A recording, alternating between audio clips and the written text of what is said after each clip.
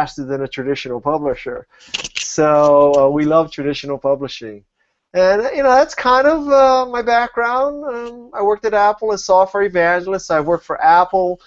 I advised the CEO of Motorola for a year, chief evangelist of Canada for more than a year now. And a few weeks ago, I was named to the board of trustees of the Wikimedia Foundation. Wikimedia is actually the host organization of all the wikis, including Wikipedia. So that's my background, and that's what I'm doing. Great, thanks. I'm going to hand it over to Jen to make sure to do her one-line elevator online in full nervousness. I'm very excited to welcome Guy Kawasaki to the webinar. As most of you know, he is the author of Ape, author, publisher, entrepreneur, as well as Art of the Start, What the Plus, and a whole bunch of other wonderful books, and Enchantment right now. And I know Guy he actually was an advisor for Writerly a few years back, and very generous and very knowledgeable about the industry and about what trends are happening and what accurate historical text. So we're very excited to hear him share his knowledge yet again with us.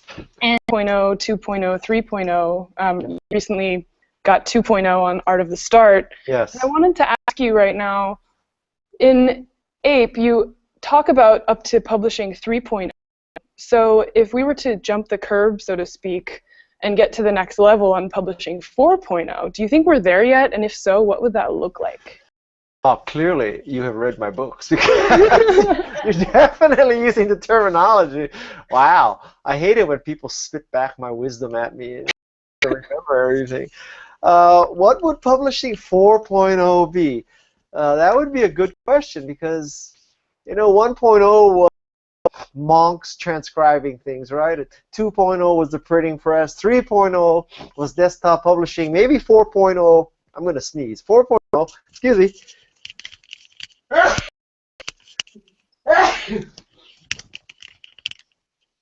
4.0. Maybe 4.0 is self-publishing. So the question is, what's 5.0? What will come after self-publishing? That you don't have to suck up to a New York publisher and pray that the editor gets it. Now you can go to market yourself, particularly with Kindle, within hours. So that's roughly 364 and 2/3 days faster than a traditional publisher. So we love traditional publishing. And that's kind of my background. I worked at Apple as software evangelist. I worked for Apple. I advised the CEO of Motorola for a year, for sure. Yeah. Maybe you can. Maybe a speech will be so good you could just dictate a book, be copy edited and perfect, and then something like actually the host organization of all the wikis, including Wikipedia. So that's my background, and that's what I'm doing. Great, thanks. I'm going to hand it over to Jen to ask you questions. And also, those of you watching live from your various living rooms and wherever you are, feel free to use the chat to ask a question, and we will get to it when we can. And as soon as I hand it over to Jen, let's challenge her real quick, because she won the opportunity to interview Guy by giving her one-line pitch. Okay. I would actually amplify the. Hi, my name's Jen, and my company Galatura is developing courses and educational materials for the astro-curious to deepen their knowledge of astrology and laser-sharp insight. Book, the role of Pinterest, and I know a lot more about terms of 1.0, 2.0, 3.0. My experience is that of all the social media platforms, Facebook is the best for marketing. It's because you can geo-target, you can target by age, you can target by a lot of things that you just can't do anyplace else. And a lot of 4.0, do you think we're there yet? And if so, what would that look like?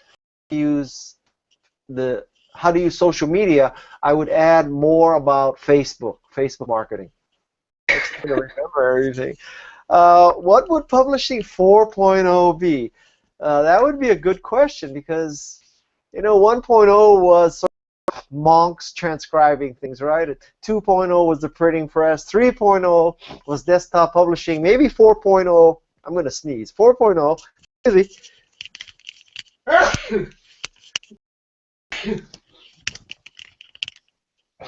4.0, maybe 4.0 is self-publishing. So the question is, what's 5.0? What came after? What will come after self-publishing?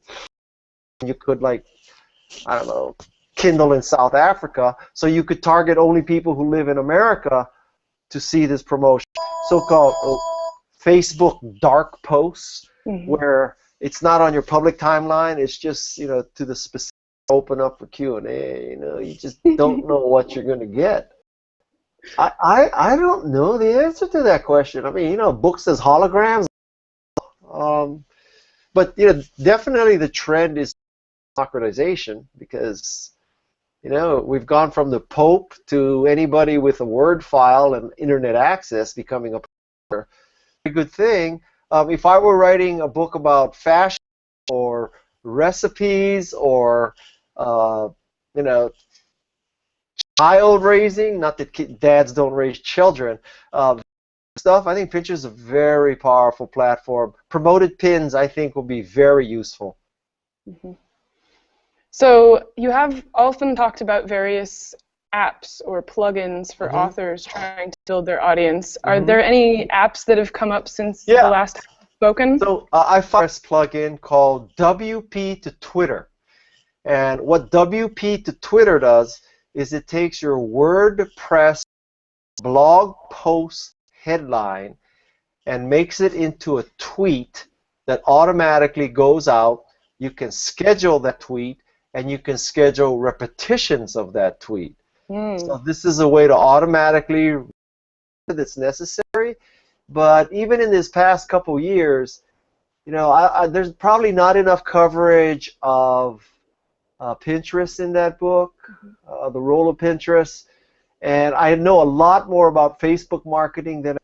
So my experience is that of all the social media platforms, Facebook is the best for marketing, and it's because you can geo-target, you can target by age, you can target by a lot of things that you just can't do anyplace else, and a lot of that is free.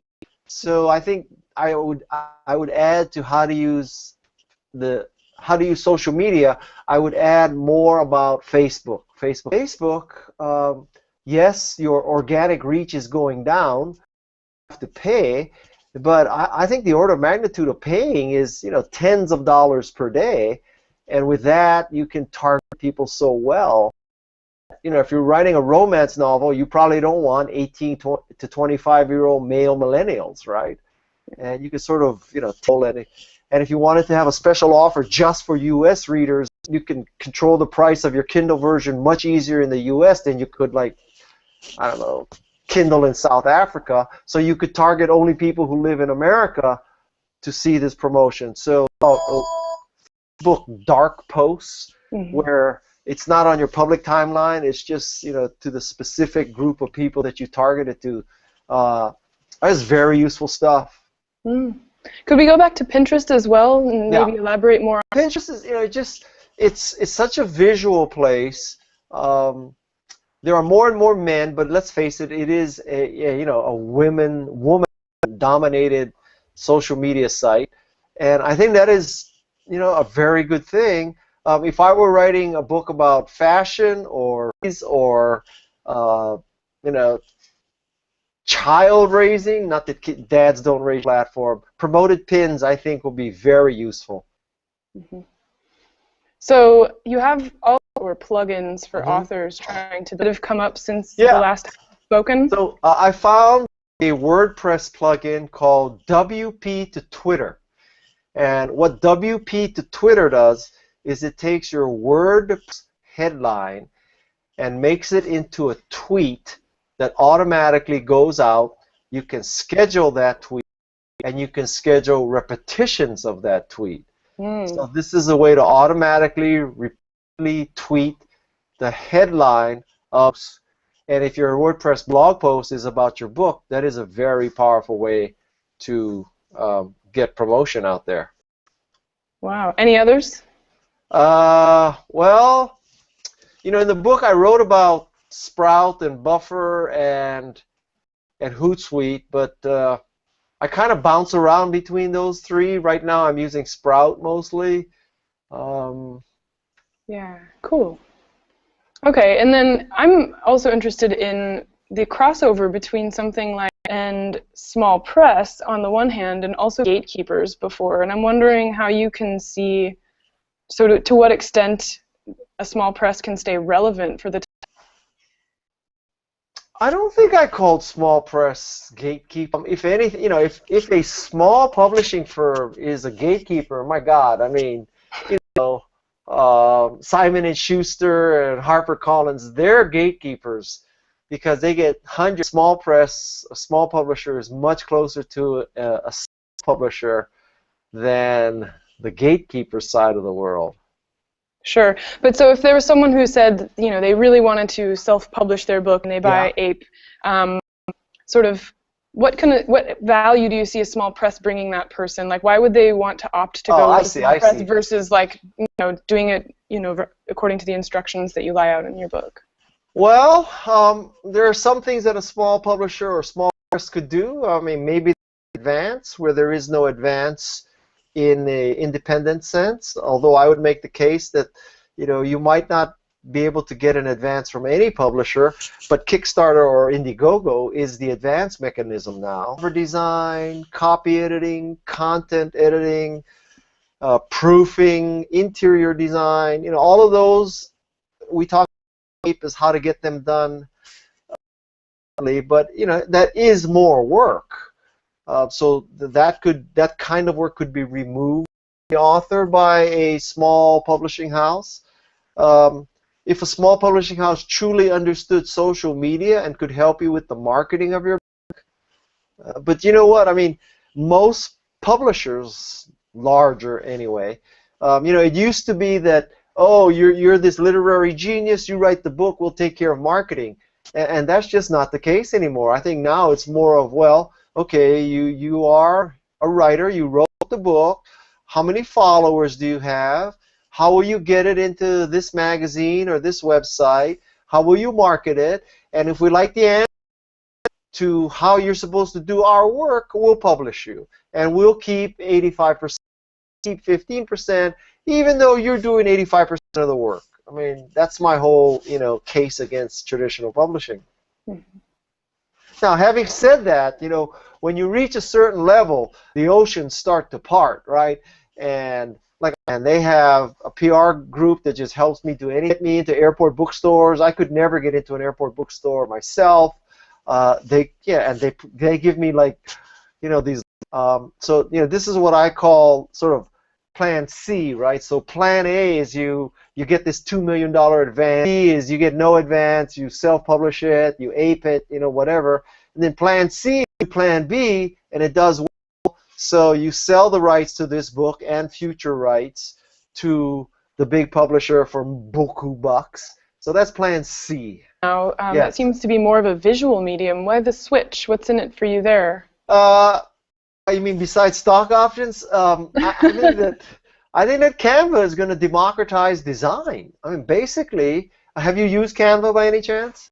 We used it in class once, and I messed around with it a little bit at home. Yeah. So when the day comes where you want to create a Kindle ebook cover, trust me, go to Canva and try it. So and social media in particular, I think that you double engagement by having a graphic. And the easiest way to get a I'm sorry, my phone keeps ringing. For the life of me, I don't know how to shut off that ringer. So with Canva, Macintosh democratized computing. Going to democratize design. That is a good thing. Great. Are there any questions, Kelsey, from the write-ins?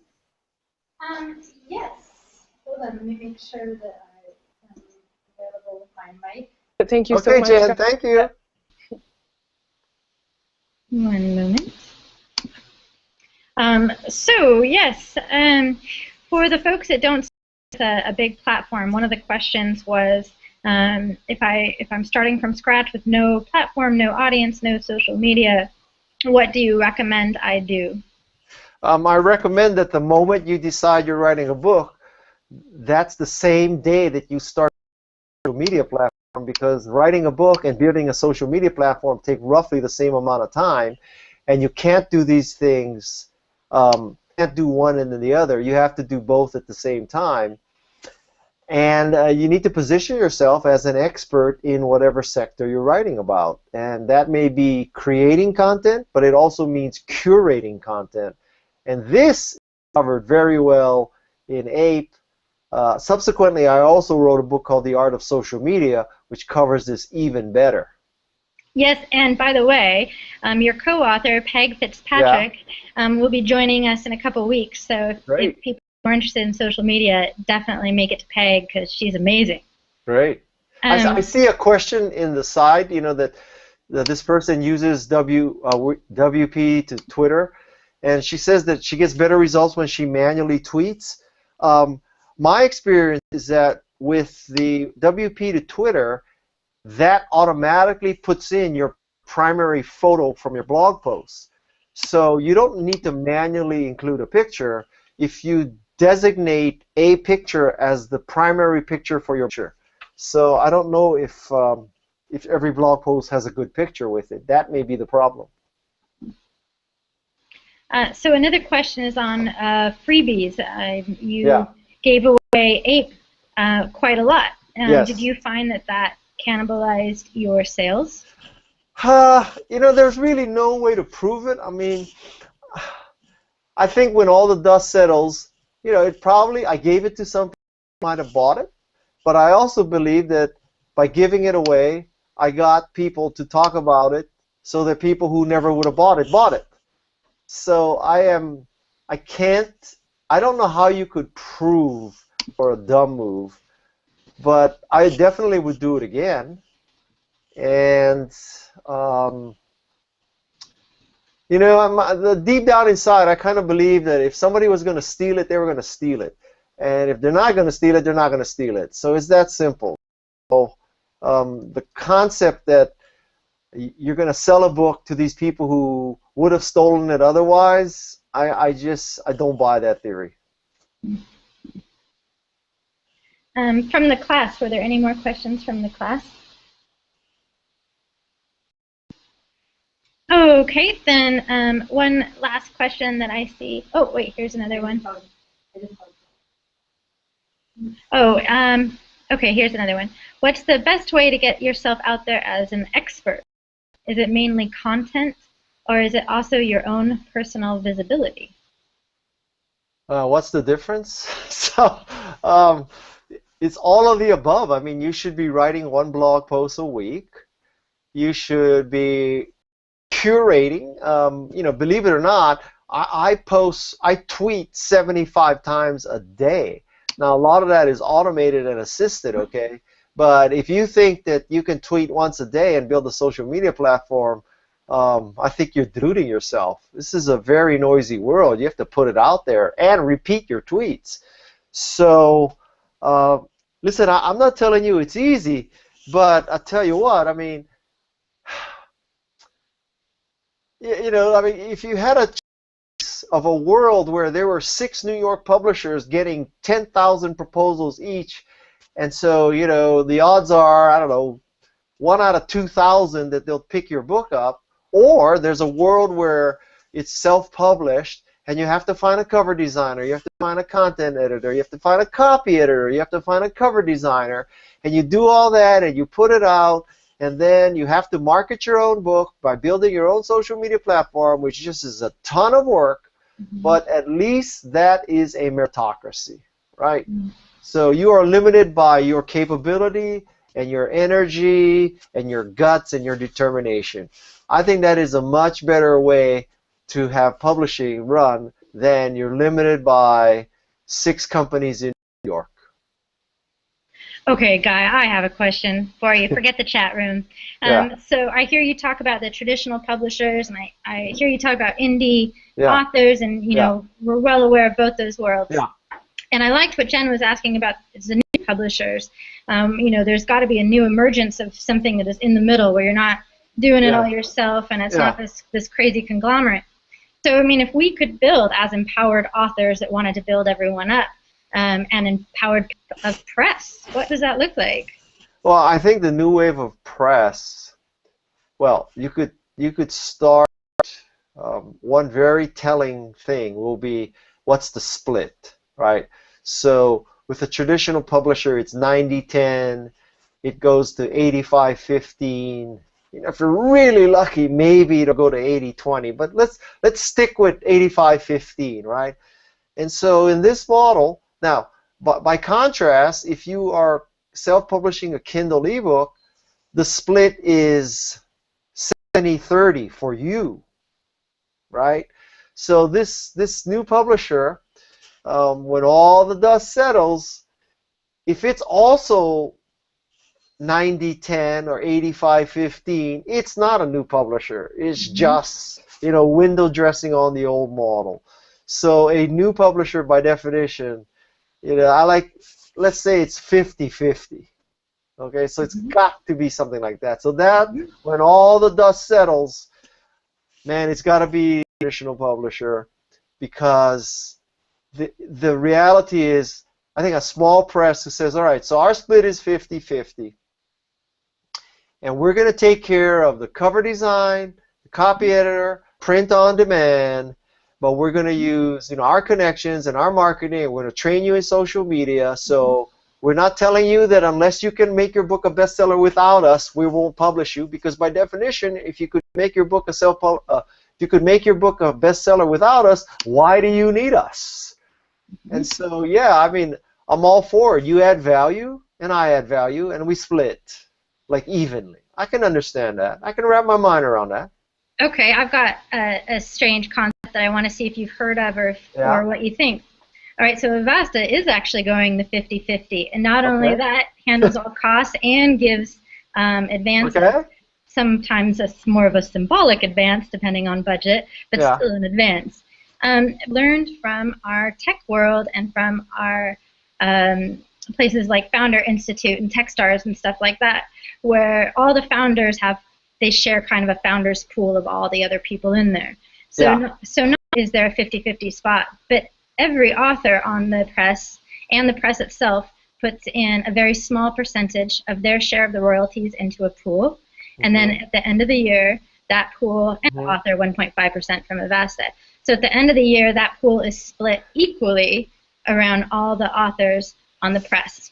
The thought being, all right, some people are the people that are very successful are going to end up, but there's that concept of we all rise together.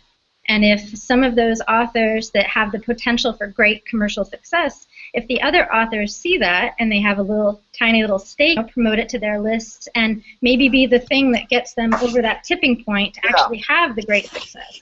So have you heard of people doing that? Is that crazy? What do you think? I have not heard of people doing that. I can't tell you that I truly do believe that will move the needle. Having said that, I've been wrong many times in my life, so my opinion doesn't matter that much. But, you know, in a sense, I think it's just a little too cerebral. That, you know, that it's a very kind of,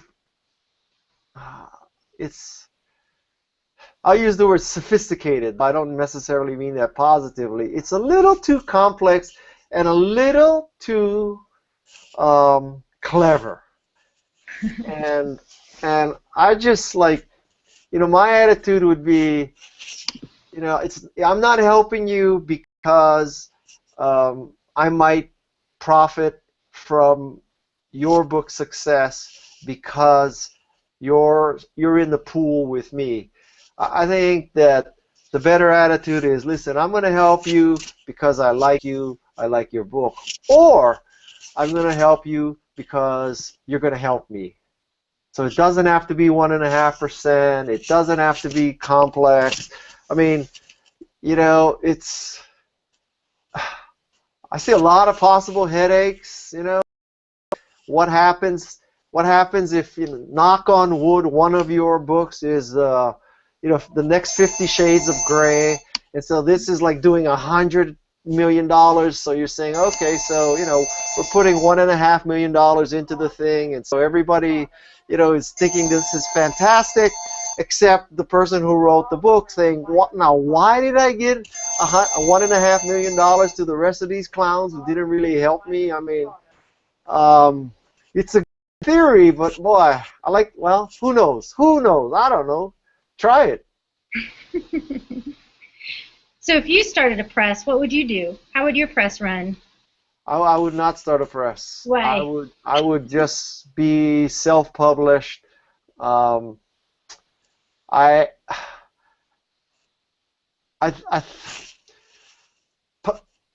a press is, I think, so much is dependent on extreme amount of insight into what book would sell, or just being plain lucky.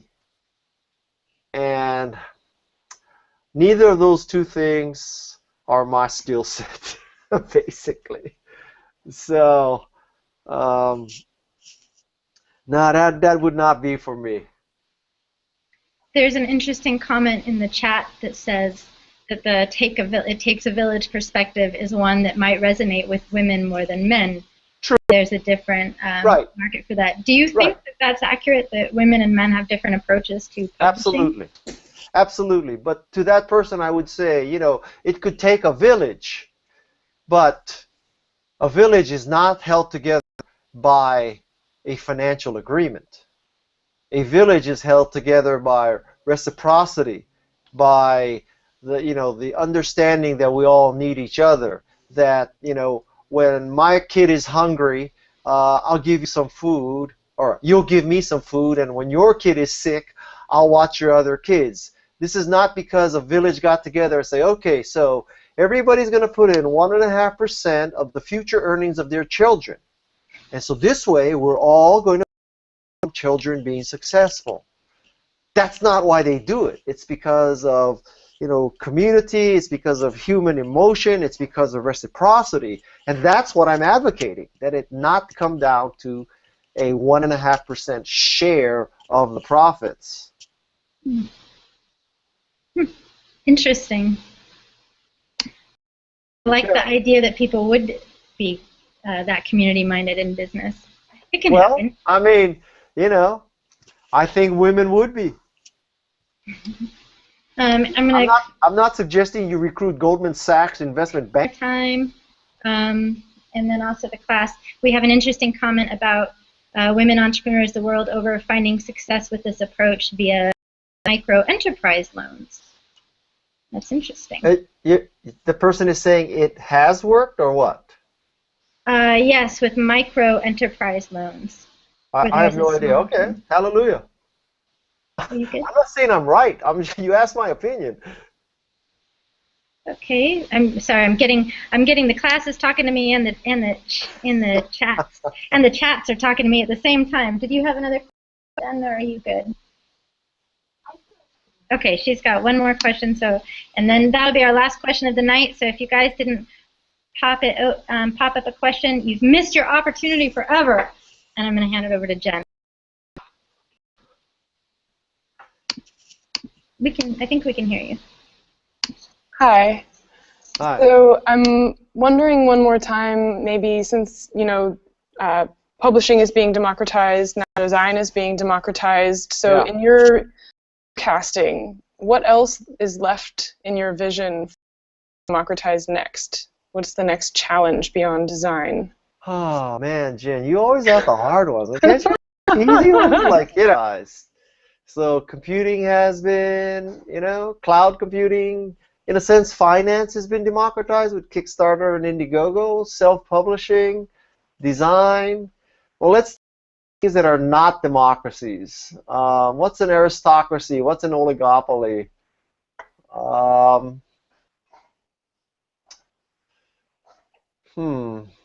It can't be that the world is perfect. We're not there yet, that's for sure. In a sense, crafts has been democratized by Etsy. Distribution. Yeah. Well, I mean, seriously, I just went to make their booth 3D printing, and they're not just 3D printing like you know, gaskets for cars or stuff. You know, they're 3D printing jet engines, and that's at one extreme. They're also 3D printing pancakes. So you design a pancake, and it sprays out the pancake in your design. So, you know, this is rather far-fetched, but like right now, every day, there's these huge tankers coming from China with all kinds of parts to the United States, right? So, you know, what happens one day if there's just these large factories in Detroit where now 3D printers are spitting out the engine parts that used to come from China, or, you know, whatever, I don't know. I mean,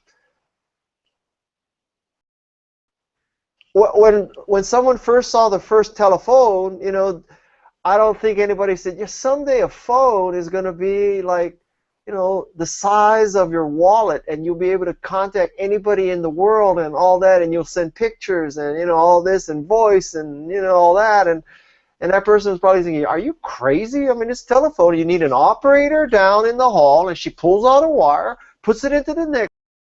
What are you talking about? Portable phones.